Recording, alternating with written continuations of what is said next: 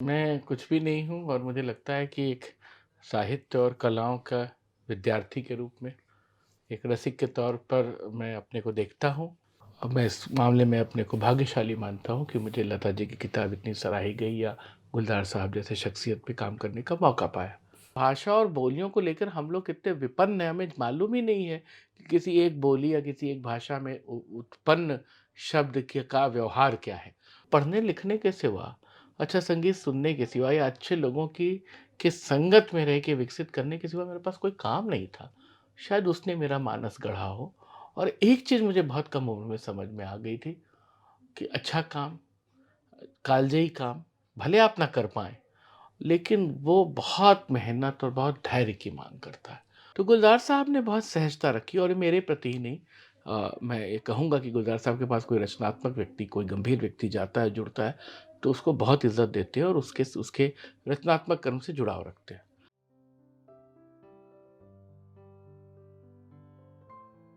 नमस्कार। साहित्य तक के शब्दरथी कार्यक्रम में मैं जयप्रकाश पांडे आपका स्वागत करता हूं और आज साहित्य तक के स्टूडियो में मेरे साथ मौजूद हैं यतीन्द्र मिश्र जी। आपका बहुत बहुत स्वागत नमस्ते जयप्रकाश जी। यतीन्द्र जी जाने माने कला सेवी हैं। मैं अगर कहूं कि ये संस्कृति कर्मी, कवि, लेखक या बड़े व्यक्ति व्यक्ति से मेरा आशय है कि जितने उदार मना हैं, जितने सहज हैं, जितने संवेदनशील हैं और जितने करुणा से आप प्लावित हैं, उतने व्यक्तित्व तो बहुत कम मिलेंगे आपको। यतीन्द्र को आज हमारे स्टूडियो में बुलाने की आवश्यकता या वजह यह थी कि इनकी एक बहुप्रतीक्षित और बहुचर्चित किताब आई है जिसका नाम है गुलजार साहब, हजार राहें मुड़ के देखी। नाम नीचे लिखा है यतीन्द्र मिश्र।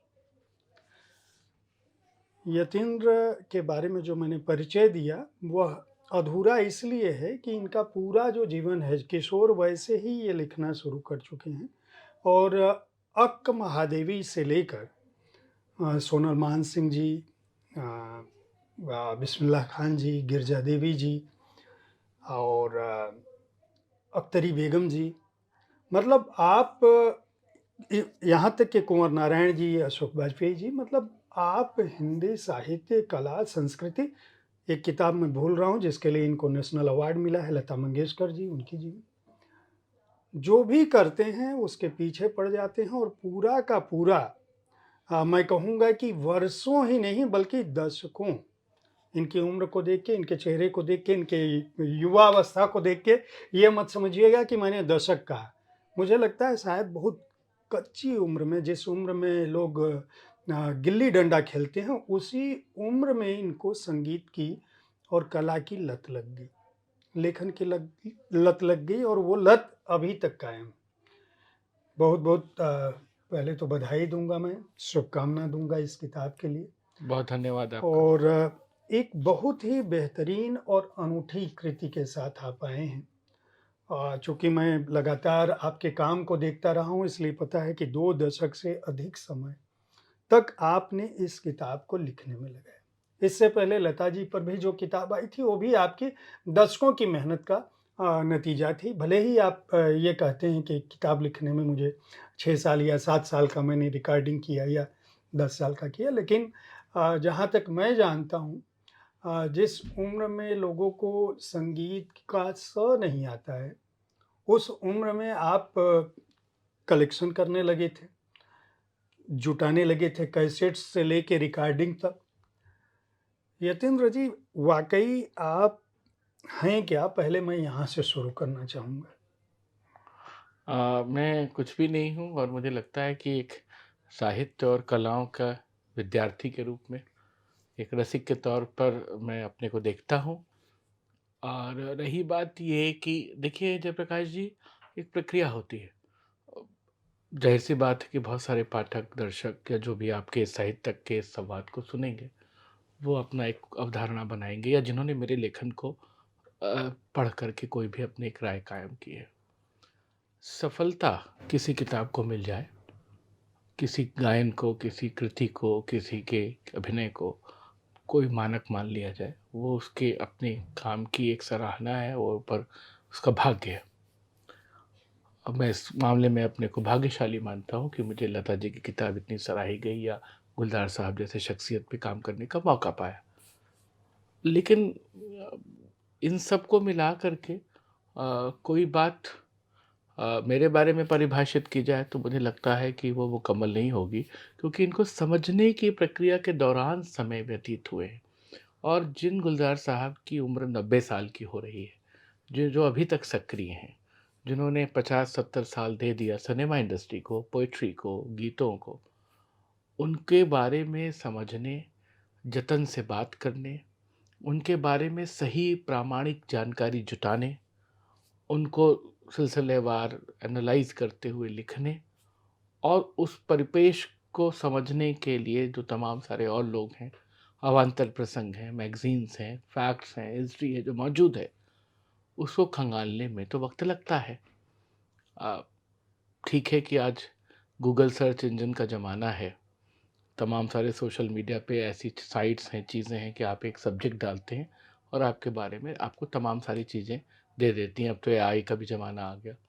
लेकिन फिर उसमें कितना प्रामाणिक है, वो कितना काम का है और वो कितना उस कलाकार या उसके कृतित्व के सामने सही जा रहा है, ये समझना बहुत कठिन है। तो मुझे लगता है कि जो पारंपरिक ढंग का अध्ययन है, जो पारंपरिक ढंग का शोध है, जो पारंपरिक ढंग से जो हमारी आपकी बातचीत है, जो हम इस ढंग से कर रहे हैं कि सामने-आमने बैठ कर के आप सवाल करें, मैं उसका जवाब दूँ। कोई जिज्ञासा है, मैं किसी सामने व्यक्ति का शमन करूँ, वो मुझे ज़्यादा मुफ़ीद लगता है। मुझे लगता है कि वो उसको उसे करने में खतरे कम हैं, तो इसलिए समय लगता है। नहीं, 2 सवाल है। एक पहला सवाल जो मेरा था कि मैं अपने दर्शकों को ये बताने की कोशिश करना चाहता हूँ कि वो गुलजार साहब हज़ार राहें मुड़ के देखी को या लता जी की किताब को पढ़कर जो समझ पाएँ, उसके पीछे जो लेखक है, उसकी जो निर्मिति है, उसकी जो निर्माण प्रक्रिया है, यतीन्द्र मिश्र को किस तरह के अध्ययन और किस तरह की जिजीविषा और किस तरह के, मैं कहूँगा कि जुनून ने गढ़ा है। कोई एक आदमी का नाम नहीं है, यतीन्द्र मिश्र आपके सामने कह रहा हूँ इसलिए आपको लगेगा या जो लोग हमारे दर्शक हैं अगर जानते होंगे तो ये समझ सकते हैं कि हमारी आपकी मित्रवत भाव में मैं ऐसा नहीं कह रहा हूँ। मैं इस कृति को पढ़ रहा था, इससे पहले लता जी वाली कृति को पढ़ी, उससे पहले अख्तरी बेगम वाली कृति को पढ़ा, आपकी कुछ कविताएँ भी मैंने पढ़ी हैं। उससे पहले जो आपका काम है, मैंने कहा कुँवर नारायण जी पर जो आपका काम है, अशोक जी पर काम है, महादेवी जी जो काम का आपका वितान है वो इतना विस्तृत है कि आपकी उम्र को देखते हुए और आपके शोध कर्म को देखते हुए लगातार, ये दोनों मतलब किसी एक पर काम करने के लिए पूरी उम्र बीत जाती है। आपने इतने बड़े-बड़े लोगों पर काम किया।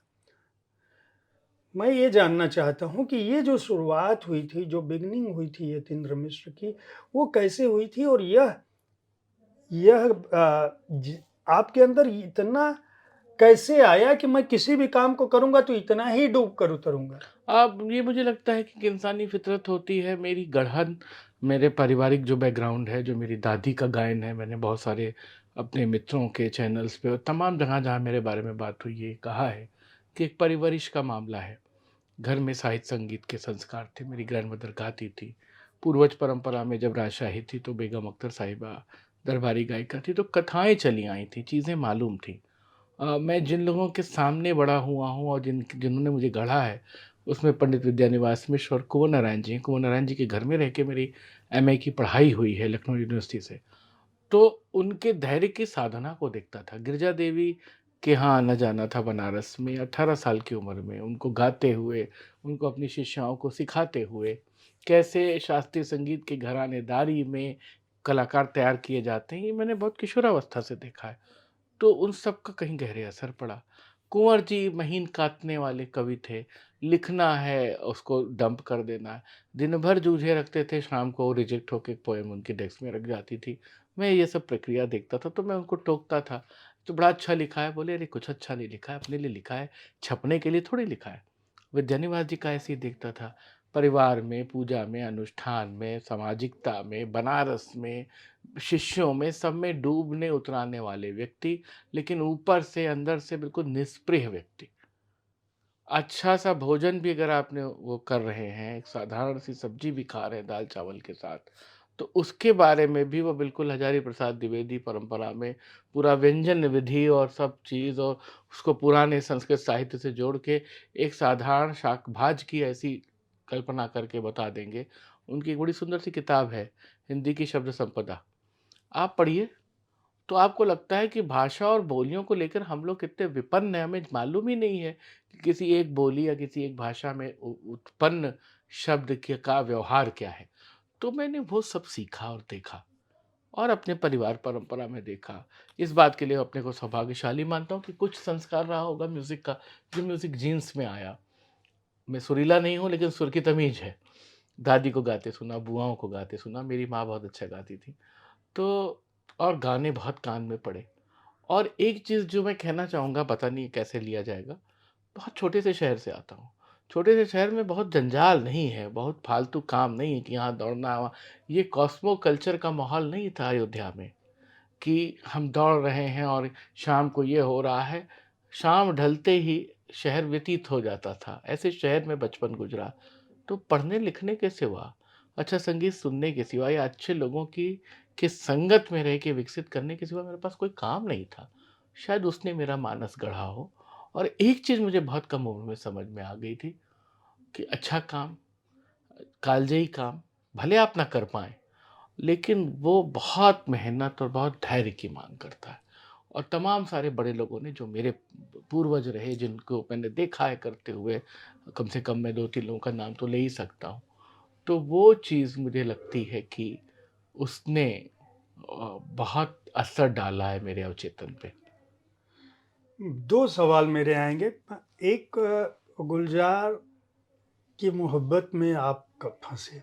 कौन-सी उम्र रही होगी और क्या आपने शुरू में ही यह तय कर लिया था कि मैं आने वाले समय में कोई ऐसी, जैसे गुलज़ार साहब अपने अतीत में देखते हैं आपकी किताबों में, वह पाकिस्तान का दीना वाला गाँव और उसके किनारे की जो, आप इस किताब में बार-बार इसको पढ़ते समय लगता है कि कहीं न कहीं वो जहाँ से छूटा था, वह टुकड़ा, यादों का अंश, गुलज़ार साहब आपकी बातचीत में भी और आपकी पुस्तक में भी उस अतीत में बार-बार जाते हैं। बहुत अच्छा सवाल है आपका।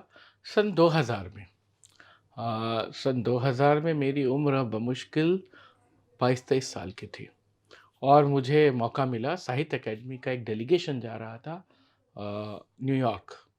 पी जयरामन जी थे उसमें, उन्होंने किया था भारतीय विद्या भवन के।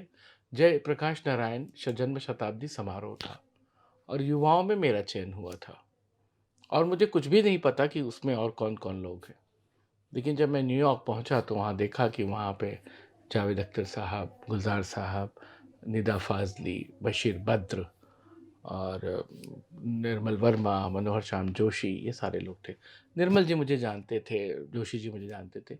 सिनेमा के लोगों से मेरी कोई मुलाकात नहीं थी, गुलज़ार साहब से तो ज़ाहिर-सी बात है कि मुलाकात नहीं थी।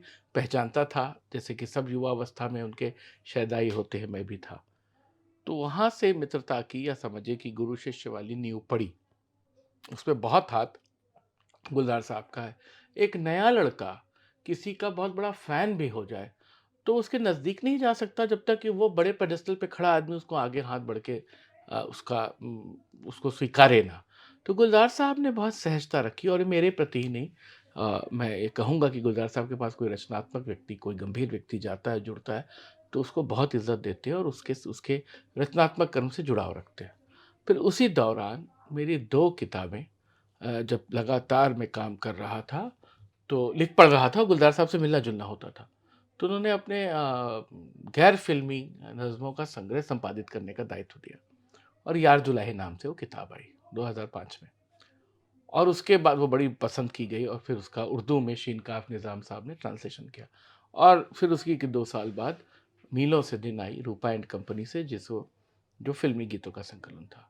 तो एक जुड़ाव था, ये काम करते-करते गुलज़ार साहब से जुड़ चुका था। फिर चूँकि इतनी बात वो करते थे, मेरे आदत है कि मैं कोई बड़े व्यक्ति के पास बैठता हूँ, काम का कुछ लगता है तो रिकॉर्ड करता हूँ कि शायद कभी मैं कुछ लिखूँ। ये प्लान करके नहीं होता, ये अनायास। तो रिकॉर्डिंग करते-करते पोएट्री के प्रोसेस पे बात करते हुए, सॉन्ग के प्रोसेस पे बात करते-करते मुझे लगा कि ये तो एक पूरी मुकम्मल किताब का एक शक्ल है। तो मैंने गुलज़ार साहब से कहा कि चूँकि मैं गुलज़ार लता जी पे काम किया हूँ और म्यूज़िक भी किया है, मैं आपके जीवन के उन पन्नों को देखना चाहता हूँ। एक तरह से सेमी बायोग्राफिकल स्केच जैसा काम करना चाहता हूँ कि मैं बात करता हूँ, आप मुझे बताते चलें और मैं सब चीज़ें कलेक्ट करता चलता हूँ। कुछ बना तो बहुत अच्छा, नहीं तो कोई बात नहीं। और इस पे वो रज़ामंद हो गए। तो ये यकीन मानिए कि कोई एजेंडा प्लानिंग से नहीं हुआ। एक सहज रवानी में, चूँकि 2 किताबें तो मैं कर ही चुका था। उन 2 किताबों के साथ इस किताब का मजमून बना और वो बात करते गए, रिकॉर्ड होता गया, बात करते गए, रिकॉर्ड होता गया। जब ये होने लगा तो फिर मुझे लगा कि जीवन ले लिया, संगीत ले लिया तो सिनेमा भी होना चाहिए। तो वो टुकड़े-टुकड़ों में, जैसे आप कोई पीएचडी करते हैं, चैप्टर्स बढ़ते जाते हैं, घटते जाते हैं, तो उस तरह का काम कुछ हुआ। और फिर ये इस किताब की एक पूरी प्रारूप सामने आई। आपने इस किताब में 2 मतलब उस तरह से तो गुलज़ार साहब के जीवन के बहुत सारे संस्मरण हैं, लेकिन जो पहली घटना आपने अमेरिका वाली बताई, उस उसका किताब लिखा भी में है मैंने। यतीन्द्र उल्लेख करते हैं कि जब ये होटल में थे और पहली मुलाकात हुई तो गुलज़ार साहब के व्यक्तित्व से इनको लगा। सुबह अचानक दरवाजे पे नॉक हुआ और सामने वो खड़े थे और उन्होंने बाकायदा जो गुलज़ार साहब की अपनी एक टिपिकल शैली है, उस शैली में उन्होंने कहा कि सफ़ेद बॉटल शायद कहा कहा है, कि मैं मैं आपके क क दरवाजे पे दरवाजे दूध की खाली बोतलों की तरह गोधलों पड़ा की हूँ। पड़ा हूँ। और अ, इसी तरह की घटनाएँ आगे भी हैं। पंचम दा की म्यूज़िक को लेके आपने उनके साक्षात्कार में कहा है। ये इस पुस्तक की जो भाषा है उसमें लगता है कि इसको पढ़ते हुए लगता है जैसे गुलज़ार साहब के अपने जीवन की जो रवानी है और वो खुद भी इस किताब के पन्नों पर इस बात को स्वीकारते हैं जब आपके लिए लिखते हैं बाकायदा कि अगर इस किताब में कंदील में जलती रोशनी तो आपने लिखी है, लेकिन वो लिखते हैं कि अगर इस किताब में से कुछ हीरा निकलता है, मैं तो उसी तरह से हूँ। तो वो यतीन्द्र की सफलता मानी जानी चाहिए। और जब मैं इसको पढ़ रहा था मुझे भी ये लग रहा था कि इस पुस्तक में गुलज़ार साहब की जो शख्सियत उभर कर आती है, निश्चित रूप से उनका काम बड़ा है, उनके जिस भी क्षेत्र में हैं उन्होंने एक वह मुकाम हासिल किया है जो किसी के लिए भी स्वप्न हो सकता है। सफलता का जो पैमाना है वह गुलज़ार साहब के नाम से गढ़ा जा सकता है कि ये पैमाना है ये सफल। लेकिन किसी भी रूप में यतीन्द्र मिश्र की किताब कहीं से भी कमतर नहीं। मैं ये कहूँगा कि ये आपके लेखन की सफलता है कि इसे पढ़ते हुए लगता है कि जैसे गुलज़ार साहब सामने रूबरू हों और गुफ्तगू कर रहे हों। ये काम कैसे किया भाई ये बहुत मुझे शुक्रिया इसके लिए जयप्रकाश जी, लेकिन मैं कोई विनम्रता में नहीं कह रहा हूँ। किरदार या सब्जेक्ट जितना बड़ा है, आप उसको ठीक से डील करेंगे तो अपने आप बड़ा बनेगा। ये मैं दावा नहीं कर सकता कि किसी ऐसे शायर का जिसका इतना बहुरंगी वितान ना हो, जिसके जीवन में इतनी लेयर्स ना हो, उसके बारे में आप ज़बरदस्ती लेयर नहीं क्रिएट कर पाएँगे। वो गुलज़ार हैं कि दीना से छूटते हैं, यहाँ बसते हैं, माँ का चेहरा नहीं देखते हैं, कम एक एक पूरा एक एक फ़िल्मी जीवन है, कैसे गैरेज से मतलब गाड़ियों के गैरेज से निकल के बिमल राय स्टूडियो पहुँचते हैं, सब दुनिया भर की चीज़ें बनती हैं।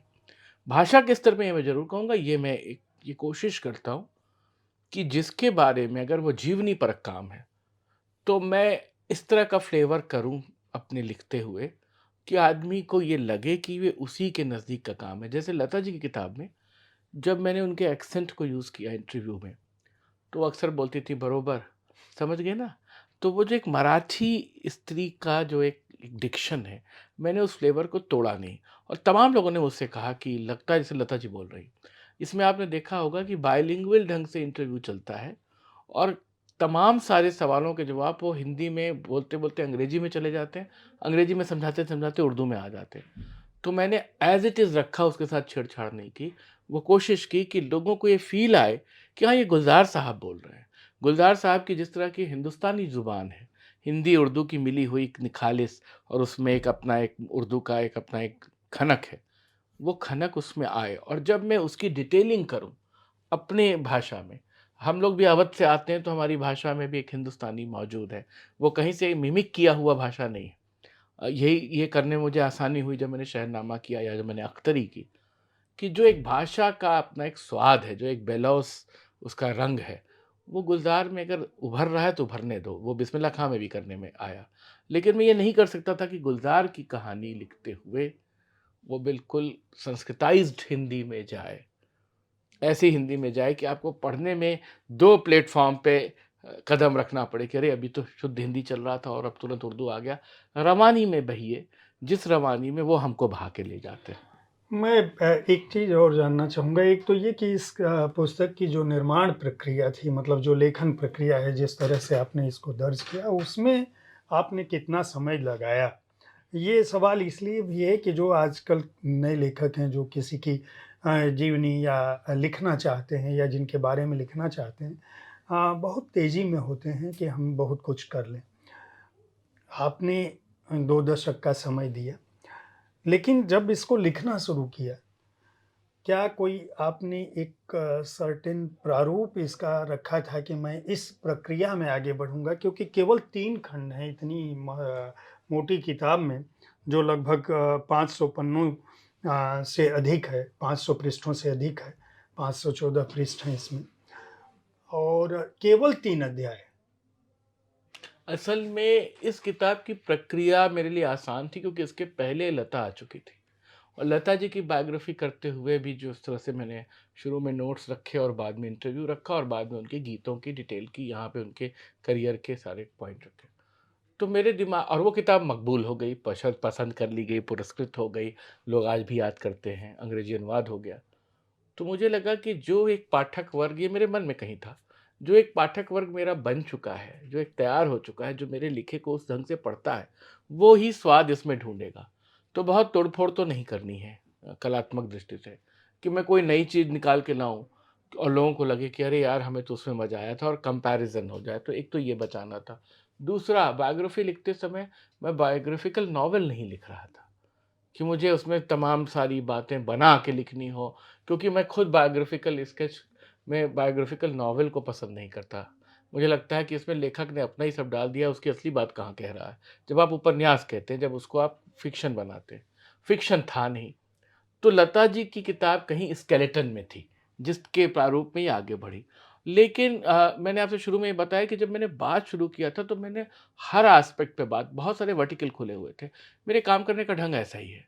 मैं एक कोई सब्जेक्ट उठाऊँगा, अगर वो किताब की शक्ल लेगा या वो निबंध की शक्ल लेगा या वो किसी सेमिनार में जाके मुझे बोलना है, मैं जब तक उसके सारे कोणों से मुतमईन नहीं हो जाता, मैं जाता नहीं हूँ।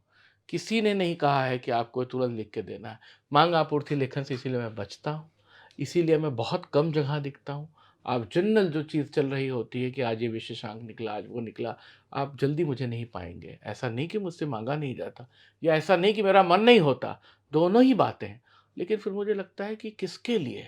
अंततोगत्वा तो आपकी ही कसौटी है। 100 में वो ज़माने चले गए, वो बहुत यंग उम्र में होता है कि इस मैगज़ीन में कविता छपने का खुमार, या आपके यहाँ साहित्य की वार्षिकी में कविता छपने का खुमार। 2 या 3 बार साहित्य वार्षिकी में छप चुका हूँ।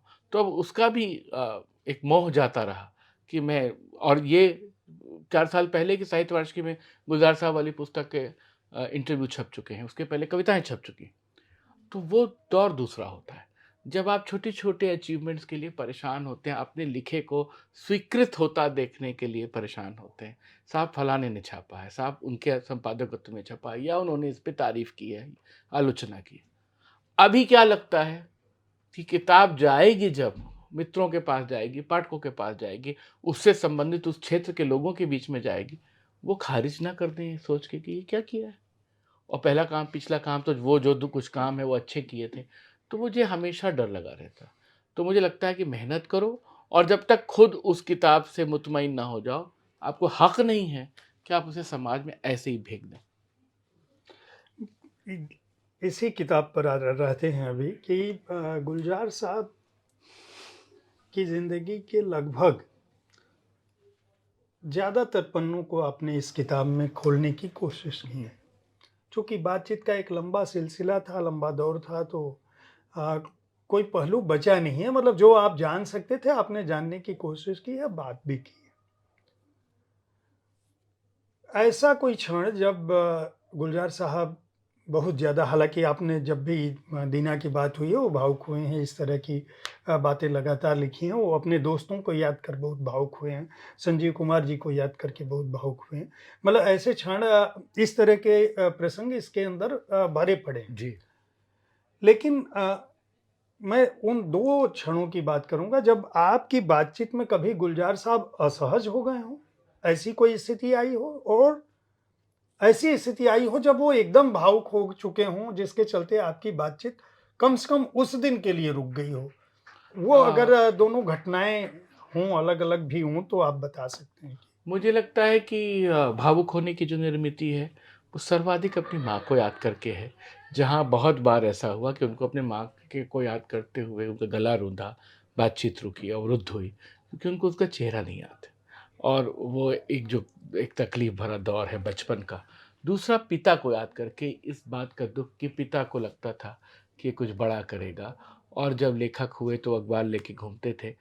अपनी सफलता को ये पिता को दिखा नहीं पाए। तो फ़ादर के लिए ये रिग्रेट और माँ को देखना पाने का रिग्रेट, ये तो बहुत बड़े दर्द की तरह वहाँ मौजूद है। सर्वाधिक भावुक इनके बाद अगर हुए हैं तो विमल रॉय को याद करके हुए हैं कि अगर वो ना होते, वो असली रूप में वो पिता तुल्य थे, वो ना होते और उन्होंने मुझे पहचाना ना होता, तो आज भी शायद मैं किसी गाड़ी के गैराज में पेंट करके अपनी ज़िंदगी ज़ाया कर रहा होता। असहज होने वाली बात मुझे नहीं लगती, क्योंकि बहुत तर्कशील हैं, फ़िल्में बनाई हैं, लिखते रहे हैं, और भाषा के जादूगर हैं। तमाम सारे socio political, religious, spiritual aspect पे उनके डिफरेंट मूड की कविताएँ, नज़्में सब हैं। तो 90 साल के व्यक्ति को 40-42 साल का आदमी तो असहज करने की हैसियत में नहीं होता। लेकिन एक बात ज़रूर मैं कहूँगा कि गुलज़ार साहब ने कभी किसी कंट्रोवर्सी को लेकर के, कभी किसी विवादित बात को लेकर के उतावलेपन में या उसको खारिज करते हुए या अपना एक रिजॉइंडर सुनाते हुए कोई जवाब नहीं दिया। बहुत तर्कपूर्ण ढंग से कि ये हुआ था, ये स्थिति थी, अब बाकी आप विचार करिए, समाज विचार करिए कि वो कैसे सोचता है। तो मुझे लगता है कि सुखे-दुखे समय कृत्वा वाले भाव से बहुत फ़र्क पड़ता नहीं देखा। वो मैंने उनके अवार्ड्स पे भी बात की है तो बहुत चहकते हुए नहीं पाया। एक होती है कि कठिन शब्दों के प्रति असहजता, और एक उसी समय एक पैरेलल ये बात होती है कि आपकी उपलब्धियों का बखान जिसमें चहकना, दोनों ही बहुत संयत ढंग से निपटाया उन्होंने। यतेंद्र जी, आपने मतलब लता मंगेशकर जी भारत रत्न और गुलजार साहब अभी ज्ञानपीठ मिला है। साहित्य जगत के सबसे प्रतिष्ठित पुरस्कारों में साहित्य अकादमी मिल चुका। मतलब गुलजार साहब के पास तो एक बड़ा ही भारी सा हिस्सा अपने इस मोड़ से जाते हैं में पूरा जो परिचय लिखा है वो अभी कम पन्नों में नहीं है। ठीक है। और निश्चित रूप से अ, ऐसे लोगों पर लिखा जाने, मैं ये जानना चाहता हूँ कि लता जी और गुलजार साहब दोनों की करीबी रहे, और आप इसके अलावा गिरजा देवी जी से लेके कुंवर नारायण जी के तो घर में ही रह के आप, ये जो इतने बड़े लोग हैं, बड़े लोग से मेरा आशय है जो कला के जी, जी। समीप हैं, संस्कृति के समीप हैं, साहित्य के समीप हैं, और जिनका समूचा जीवन कुछ न कुछ सृजित करते हुए बीता है, जो शब्दों के सेवक हैं मैं कहूँगा, या जिन पर माँ सरस्वती की अपार कृपा है, इन लोगों के साथ रहते हुए मैं कहूँ कि अगर यह सवाल हो मेरा कि ऐसी कौन-सी 2 समानताएँ लता जी और गुलजार जी में पाते हैं, और ऐसा कौन-सी 2 असमानताएँ हैं जब दोनों अलग-अलग ध्रुव पर आप पाते हैं कि इनके व्यक्तित्व में, लता जी के व्यक्तित्व में ये चीज़ अलग थी और गुलजार साहब के व्यक्तित्व में ये चीज़ अलग थी। समानता समानताएँ ज़्यादा दिखी मुझे। धैर्य, दोनों में था। पेशेंस, हाँ, घुट-घुट के, हुँ। किसी के लिए कोई खराब बात नहीं कहना। चाहे उन्होंने उसकी प्रैक्टिस की हो, चाहे उसको उन्होंने अपने जीवन में अंगीकार किया हो। कुरेद के हारते रह जाइए, ना गुलज़ार साहब बोलेंगे, ना लता जी बोलेंगे। जाने दीजिए, आप सवाल करिए, काम के सवाल करिए। दीदी ने भी कभी नहीं किया। तीसरी सबसे विचित्र समानता आई, अपनी बात नहीं। मैं उनको कहता था कि आप बड़ी गायिका हैं, तो नहीं साहब, राजकुमारी बड़ी गायिका हैं, सैगल बड़े गायक हैं और नूरजहाँ बड़ी गायिका हैं। इनको कहूँगा आप बड़े गीतकार हैं, नहीं साहब डीएन मधोक बड़े हैं, साहिल लुधियानवी बड़े हैं, शैलेंद्र बड़े हैं, मैं कहाँ से बड़ा हो गया। तो ये नहीं कि ये अतिरिक्त विनम्रता है, बाकायदा तर्कों के साथ काटते हुए कि नहीं हमने लिखा, हमने अच्छा किया, मास्टर्स वो हैं। ये लता जी ने उन्होंने किया। असमानता के संदर्भ में कोई बात ऐसे नहीं कह सकता, दोनों के फील्ड अलग अलग हैं। ये लिखते भी रहे हैं, फिल्में भी बनाते रहे हैं, उन्होंने सिर्फ गाया है। लेकिन मुझे लगता है कि एक पेडेस्टल पे पहुंचने के बाद, बहुत सारा संघर्ष कर लेने के बाद, बहुत सारी कड़वाहट और बहुत सारी अच्छाई जान लेने के बाद कुछ बचता नहीं है। किसके आगे साबित करना है? मैं एक सवाल घुमा के करता हूँ। यतीन्द्र मिश्र की किताब गुलजार साहब ना होती, यतीन मिश्र की किताब बेगम अख्तर ना होती, यतीन मिश्र की किताब लता सुरगाथा ना होती, तो भी इन मूर्धन्यों की महानता में कोई फर्क पड़ता?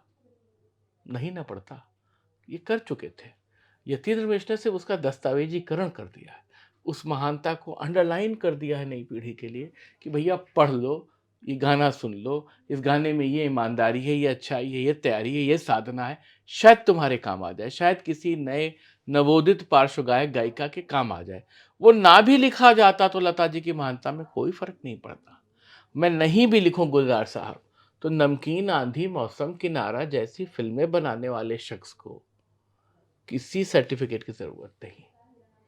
नहीं, आप यहाँ पे मैं थोड़ा-सा असहमत इसलिए हूँ, ठीक है, निश्चित रूप से व्यक्तित्व तो बड़े हैं, लेकिन राम तो ईश्वर के अवतार रहे हैं, लेकिन गाथाएँ उन पर लगातार लिखी नहीं, गई मैं ये नहीं और कह वाल्मीकि से लेके तुलसीदास जी तक रचते रहे। मैं ये बिल्कुल नहीं कह रहा कि मेरा काम इर्रेलेवेंट है।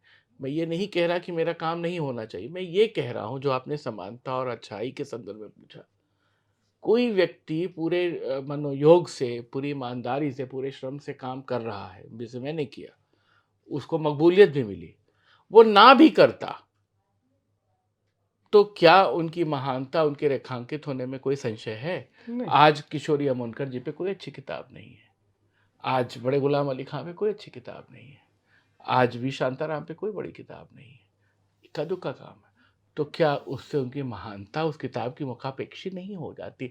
बल्कि ये जरूर हुआ है कि इन लोगों पे काम करते करते कुछ धैर्य मेरे अंदर आ गया है, कुछ मेहनत करने का भाव मेरे अंदर आ गया है, कुछ भाषा को तमीजने का, बरतने की तमीज आ गई है मेरे अंदर, जो शायद पहले खिलंदड़ेपन में निकल जाती युवावस्था में, अब लगता है नहीं, कुंवर जी इतने साधते हैं, विद्यानिवास जी साधते हैं, गुलजार जी साधते हैं, तो मैं क्यों नहीं साध सकता? मैं ये सवाल आखिरी सवाल करूँगा इस पुस्तक को लेके। इसमें ढेर सारे संदर्भ और बहुत सारी घटनाओं का आपने उल्लेख किया है और जिस शैली में इस किताब को लिखा है, शायद ही कोई ऐसा पन्ना हो जिस पर गुलजार साहब की कोई न कोई नज़्म, कोई न कोई शायरी या कोई न कोई कविता, कोई न कोई गीत का कुछ न कुछ हिस्सा ना हो। ये मोती कैसे पिरोया है? हाँ, मुझे लगता है कि करने क्योंकि में बहुत आनंद क्योंकि आया। क्यों क्योंकि क्योंकि बातचीत में तो ये बात नहीं आ सकती, ये तो लिखने में ही आएगी। वो क्राफ्ट है, वो मेरी मेहनत है, वो क्राफ्ट है, मेहनत है, इतने दिनों की संजोई हुई पूंजी है, फिल्मों का देखना है, उन गीतों से दो चार होना है। जब मैं गुलजार साहब पे नहीं लिख रहा था, लता जी पे लिख रहा था, लता जी पे भी नहीं लिख रहा था, तो भी तो गाने तो सुन रहा था ना। तो गाने सुनना, उन फिल्मों को देखना, उनकी कहानियों को पढ़ना, उनके साथ उठना बैठना दसियों साल, उनके इंटरव्यूज़ को पढ़ना, फिल्म फेयर के इंटरव्यूज़ को निकाल के पढ़ना, बहुत सारी वेबसाइट पे जो उनके इंटरव्यूज़ छपे हैं वो देखना, विविध भारती के उनके और आर डी बर्मन के प्रोग्राम देखना, विशेष जयमाला कार्यक्रम देखना, अमीन सयानी के वो तमाम सारे बिनाका के एपिसोड जिसमें वो गुलजार साहब के बारे में कुछ कुछ कहते चले आए हैं, आर डी बर्मन की बायोग्राफी, एस डी बर्मन की बायोग्राफी, तो ये तमाम जगहों से बटोरा गया मधु है। अब वो कहाँ किस तरह से आया है, वो मेरी अपनी सहज रवानी में आया है और कुछ उस क्राफ्ट के चलते भी आया है कि कोई बच्चा पढ़े तो उसको, मैंने ये कोशिश की है कि कोई एक सब्जेक्ट, कोई एक बात, कोई एक बिंब का विचार अगर मैं वहाँ कर रहा हूँ, तो उससे संबंधित सारे फैक्ट्स, सारे एनेक्डोट्स, सारे अच्छाइयाँ बुराइयाँ एक साथ आ जाए, रेपिटिशन ना होने पाए। अगर आर डी बर्मन की बात हो रही है, अगर आशा जी की बात हो रही है, अगर उनकी किसी फिल्म के किरदार की बात हो रही है, तो किरदार से संबंधित जितनी भी चीज़ें हैं उसकी पैराफ्रेजिंग करके मैं बता दूं कि क्लोजअप शॉट में कैसे गए, ये फ्लैशबैक में कैसे गए, इस हीरोइन का चयन कैसे हुआ, इस हीरोइन को उन्होंने दूसरे फिल्म के लिए अप्रोच किया तो क्यों नहीं किया, फलाने ने इस पे क्या कमेंट किया, उस दौर की trade magazine, film general magazines ने उस समय क्या कहा, उस साल का कोई पुरस्कार तो नहीं मिला। तो फिर मैं उसको थोड़ा सा अंग्रेजी के शोधकर्ताओं की तरह काम करने लगता हूँ कि आपको एक ही कलेवर में वो सारा आस्वाद मिल जाए। कमजो क्या इसमें, क्या चोरी, इसमें क्या बेईमानी कि हमारे पास मटेरियल अच्छा है और हम देने से कतराएं, नहीं फिर कभी करेंगे या इसकी ज़रूरत नहीं। अगर किसी बात के समय उनकी क्रिटिसाइज हुई है, अगर किसी ब्रिटानिका ऑफ सिनेमा इंडस्ट्री की किसी उसने वेबसाइट ने या मैगजीन ने उनको आलोचना के का शिकार बनाया, तो मैंने उसको भी रेखांकित कर दिया कि यहाँ ऐसे नहीं ऐसे हुआ था। दरअसल ये एक बहुत ही कठिन और श्रम साध्य काम है। जो लोग इस पुस्तक को खरीद कर पढ़ेंगे उनको समझ में आएगा कि मैं दरअसल कहना क्या चाह रहा हूँ। और हमारी बातचीत दरअसल यतीन्द्र के साथ एक और दिक्कत है, ये विनम्र बहुत हैं। तो विनम्रता जो है वह इनकी आड़े आ जाती है, तो पूरी बात ये खुल के बताएंगे नहीं। मैंने सवाल पूछा इस किताब को लिखने में कितना समय लगा, वाक़ई लिखने में कितना समय लगा? नहीं, इन्होंने 2 दशक पहले घसीट दिया कि हम तो बात लगातार इस पर काम कर रहे थे, चूँकि नहीं, कोई वो उस तरह से बैठ के लिखने में 2 साल लगे, डेढ़ से 2 साल लगे। लेकिन मैं जयप्रकाश जी आपको बताऊँ, ये विनम्रता का मामला नहीं है। जैसे क्या है कि जब आप काम कर रहे हैं और आप नोट्स बना रहे हैं, लिखना तो आप उसको भी कहेंगे। आपने कभी कोई चीज़ लिख दी, डायरी में छोड़ दिया, कोई बिंब समझ में आए अपने रजिस्टर में, आप कभी अयोध्या आएँ तो मैं आपको दिखा दूँगा। और गुलज़ार साहब ने भी उसको देखा, पसंद किया। यू आर जुलैही की भूमिका कभी लिखी, कभी मीलों से दिन की लिखी। जब उनको गुलज़ार साहब को वो मिला दादा साहब फाल्के पुरस्कार, तो दादा साहब फाल्के वालों की मैगज़ीन में मुझसे लिखवाया गया, तो मैंने लिखा। तो लिखता तो रहा ही था। गीत गाता चल नाम का एक कॉलम ये लिखते थे, फ़िल्म फेयर में गीतों की एनालिसिस करते थे। तो वो सब मैं लिखता पढ़ता था, अपने नोट्स बनाता था कि अच्छा इलेक्ट्रॉनिक म्यूज़िक ऐसे गया, इलैयाराजा का म्यूज़िक ऐसे था, एनालॉग म्यूज़िक ऐसे था। बैठ करके एक बिल्कुल मेज पे कि बिल्कुल अब लिख देना है, इसमें डेढ़ 2 साल लगे। पिछला लिखा भी काम आया जिसमें मुझे कुछ नहीं करना पड़ा, उसको एज़ इट इज़ उठा करके इधर-उधर फिट करना पड़ा, अपना ही हाँ, लिखा। लेकिन ऐसा लगता नहीं है, हुँ। क्योंकि इस किताब को क्योंकि पढ़ने में जो एडिटिंग रवानी एडिटिंग एडिटिंग एडिटिंग का मामला है। आप जिस समय आप कोई चीज़, ये किताब परोसी गई है आपके आगे, तो एडिटिंग के टेबल पे कितनी बार कटी, डिज़ाइन हुई, साफ-सुथरे हुए, फ़ॉन्ट बनाए गए, उसका डिज़ाइन निकाला गया, ये तो काम करना पड़ता है। और मैंने कहा कि मैं एक मामले में मैं अपने को बहुत सौभाग्यशाली भी मानता हूँ और ईश्वर का धन्यवाद करता हूँ कि मेरी एक ऐसी मानसिकता है। मुझे कोई जल्दीबाजी नहीं होती किसी काम में। इत्मीनान से काम करो, धैर्य से काम से, कौन-सी ट्रेन छूटी जा रही है। किताब आएगी, जब अच्छी होगी तो सबको अच्छी लगेगी। बहुत जल्दी मैं कर दूँ, आपने एक सवाल किया, मैंने उसका जवाब नहीं दिया कि नए बच्चे हड़बड़ी में ही हैं। मैं दूसरे के लिए कैसे जजमेंटल हो सकता हूँ? ना मैं उनकी प्रक्रिया जानता हूँ, ना मैं उनकी पीढ़ी का हूँ, ना मैं उनके दबावों को जानता हूँ, ना मैं ये जानता हूँ कि वो किन और परिस्थितियों में कैसा काम कर रहे हैं। तो मैं उनके लिए जजमेंटल हूँ, उससे बेहतर है कि मैं अपने लिखे का एक आदर्श प्रस्तुत कर दूँ कि भैया इस तरह का काम अगर तुम कर सकते हो तो आओ, तुम थोड़ा-सा आनंद लोगे। मैं इसका भी दावा नहीं कर सकता कि जो मैंने किया वही मुकम्मल है भाई, किसी को ये नापसंद भी तो आ सकती है। नहीं, नापसंद जैसी चीज़ नहीं, क्योंकि इस तरह की किताबों में जब जिसको गुलज़ार साहब से मोहब्बत होगी वो इस किताब को जी, छुएगा, जिसको फ़िल्मी दुनिया से मोहब्बत होगी वो छुएगा, जिसको उर्दू से मोहब्बत होगी, शायरी से मोहब्बत होगी वो इस जी, किताब को उठाएगा। और जब आप किसी भी विधा विशेष से या किसी भी भाषा विशेष से या किसी व्यक्ति विशेष से मोहब्बत कर रहे होते हैं, तो नाराज़गी का कोई पहलू नहीं है। नहीं, और एक और बात होती है कि जब आप काम कर रहे हैं, मेरे लिए किसी भी बड़े कलाकार, ये किरदार, संगीतकार, फ़िल्म के व्यक्ति या कल को किसी राजनेता पे काम करूँ, मेरे लिए उसको दस्तावेज़ कर देना ज़्यादा महत्वपूर्ण है। कोई ऐसी छोटी बात, कोई ऐसी इम्पोर्टेंट बात जो मेरे देखे में सही लगती है, वो कहीं न कहीं रेखांकित होके जानी चाहिए। हो सकता है गुलज़ार साहब ने ऐसी इसमें तमाम बातें बताई हों जो उनके लिए इर्रेलेवेंट हो, मुझे वो काम की लग गईं। बहुत सारे फ़िल्म गॉसिप मैगज़ीन्स वग़ैरह में अ, बहुत साधारण ढंग से भी रिपोर्टिंग होती है। कभी-कभी कोई जुमला अटक जाता है दिमाग में, तो वो जुमला काम आता है। मुझे अच्छे से याद है कि जब मैंने अख्तरी पे काम किया तो मैं यहाँ तीन मूर्ति भवन में नेहरू म्यूज़ियम लाइब्रेरी में जाता था। तो जब उनकी अक्टूबर में डेथ हुई 1974 में, तो मैंने उस डेट की अखबार निकलवा के देखे, उनके साथ फ़ोटोकॉपी लिए कि ऑबिचुरी क्या लिखी गई है बेगम अख्तर पे। तो बहुत अच्छे-अच्छे ऑबिचुरी थी, बड़े-बड़े लोगों ने उस समय लिखा था, बिल्कुल रंग गया था। एक साधारण सी ऑबिचुरी थी और बहुत ही साधारण मैगज़ीन में छपी थी, लेकिन वो भी वहाँ पे कलेक्टेड थी। मैंने उसका ज़िक्र किया किताब में। उसमें ये था कि साहब आज से गज़ल का अख्तर घराना ख़त्म हो गया। कोई अख्तर घराना नहीं था, 3 ही शिष्याएँ थीं। लेकिन वो जुमला बैठ गया मेरे दिमाग में कि कितनी सुंदर बात वहाँ पे उस वाक़ई अगर देखें सन 74 से लेके सन 2024 तक, तो गज़ल का जो बेगम अख्तर मेयार है वो नहीं है अब हमारे पास। तो वो उस फ्रेज़ को मैंने उठाया और उसको एज़ इट इज़ वहाँ किताब में शामिल करके क्रेडिट देते हुए लिखा। तो ज़रूरी नहीं कि किसी समय में कोई बात कही गई है, वो सबके लिए काम की हो। किसी को भा जाती है और बड़ी-बड़ी बातें कभी किसी काम की नहीं होती। बड़े-बड़े लोगों के लिए हुए इंटरव्यूज़ में क्षमा चाहते हुए कहूँगा, मैंने उसका ज़िक्र तक नहीं किया इसमें कि मुझे लगा ही नहीं कि वो रेलेवेंट है। एक सुनैना काचरू हैं, बोस्टन में रहती हैं। उन्होंने एक इंग्लिश मैगज़ीन के लिए गुलज़ार साहब का इंटरव्यू लिया। मैं उनको जानता नहीं था, वो इंटरव्यू मैंने निकाला, पढ़ा, गुलज़ार साहब से उनसे अनुमति ली, इसमें छापा। अभी सुनैना काचरू से कुछ दिनों पहले मेरी अयोध्या में मुलाकात हो गई, तो मैंने उनको पुस्तक भेंट की।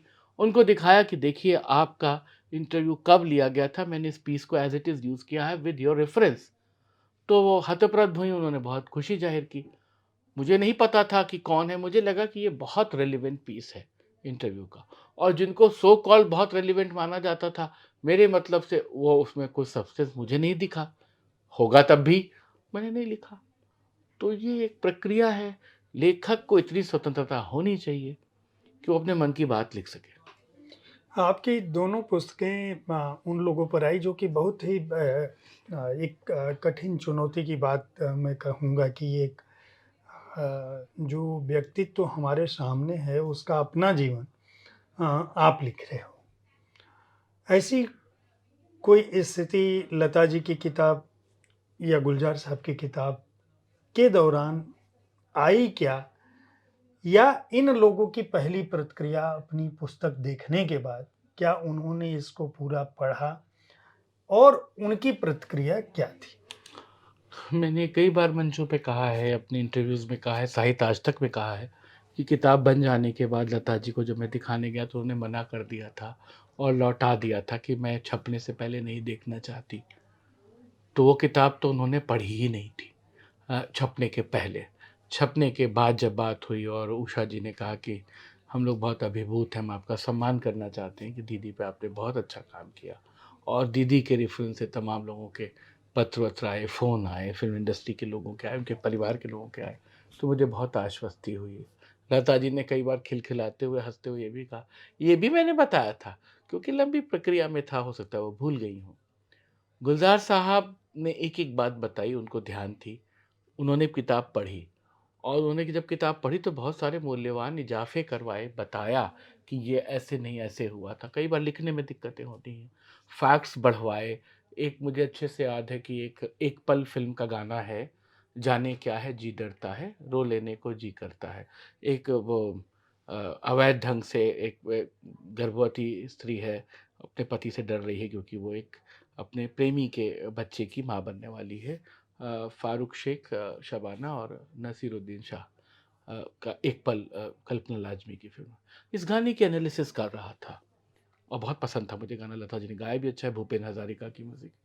तो जब ये चैप्टर गुलज़ार साहब ने पढ़ा, तो उन्होंने कहा ये बहुत सुंदर लिखा है।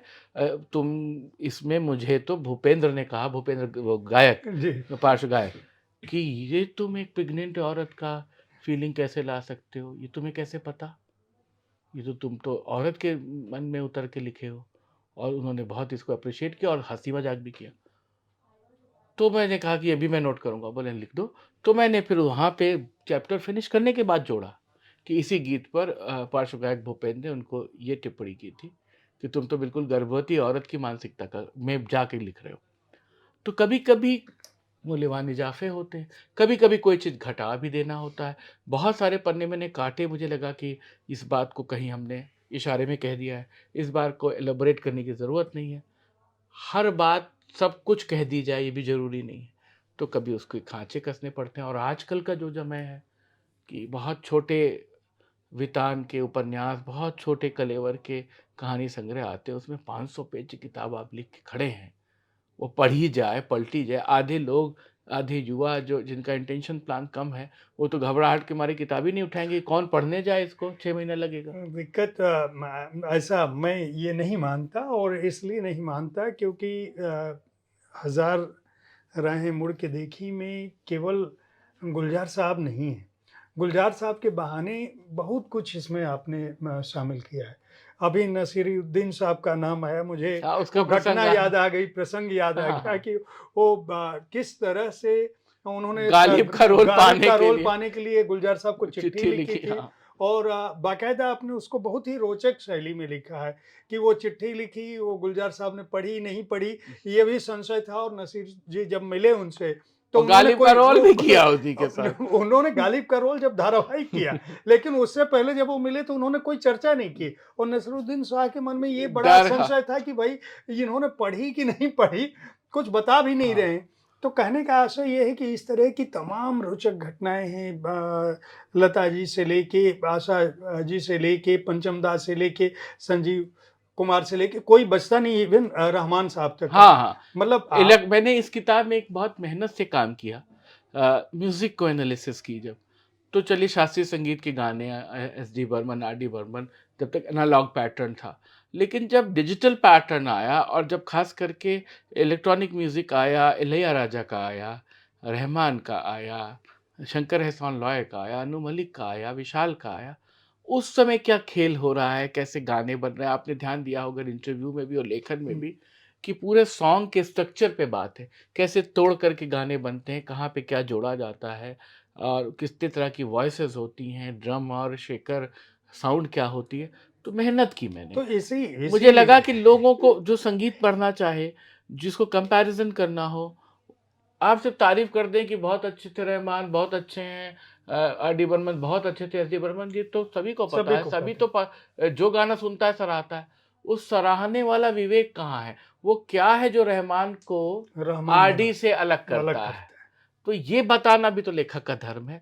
उसको करने में मुझे मुझे बहुत मज़ा आया। इसीलिए ये किताब खास होती है, और ये एक किताब में कई किताबें हैं। आप ऐसा ना सोचिए कि ये केवल गुलज़ार साहब की जीवनी है और 516 पन्नों में, पृष्ठों में ये ख़त्म है। मैं ये कहूँगा कि 516 पृष्ठों में आपको कम से कम 200 से अधिक कहानियाँ मिलेंगी, किस्से मिलेंगे। हर पन्ने पर एक तो किस्सों की भरमार है, और दूसरे गीत, कविताएँ, शायरी, क्या बात! बहुत-बहुत मैं आपको शुभकामनाएँ दूँगा इस पुस्तक के लिए। वाणी प्रकाशन को भी मैं आभार प्रकट करूँगा कि एक बेहद महत्वपूर्ण शख्सियत पर, और एक बहुत शोधपरक काम जिसको कहेंगे कि क्लासिक कह सकते हैं। अ, बहुत सारे एस्पेक्ट्स हमारी बातचीत में छूटे हैं। इसलिए छूटे हैं, मैंने जानबूझकर इसलिए छोड़ा क्योंकि मैं ये चाहता हूँ, हमारी इच्छा है कि आप अगर गुलज़ार साहब को पसंद करते हैं, गीतों को पसंद करते हैं, उनकी शायरी को पसंद करते हैं, उनकी फ़िल्मों को पसंद करते हैं, उनकी शख्सियत को पसंद करते हैं, या उनके साथ-साथ अगर यतीन्द्र मिश्र के लेखन को पसंद करते हैं, इनकी कला, संगीत, संस्कृति में जो इनकी रुचि है और इनका जो शोध परक काम है, उसको पसंद करते हैं, तो इस पुस्तक को खरीद कर ज़रूर पढ़ें। यह पुस्तक वाणी से प्रकाशित है, और हार्ड बाउंड संस्करण और पेपरबैक संस्करण दोनों में उपलब्ध है।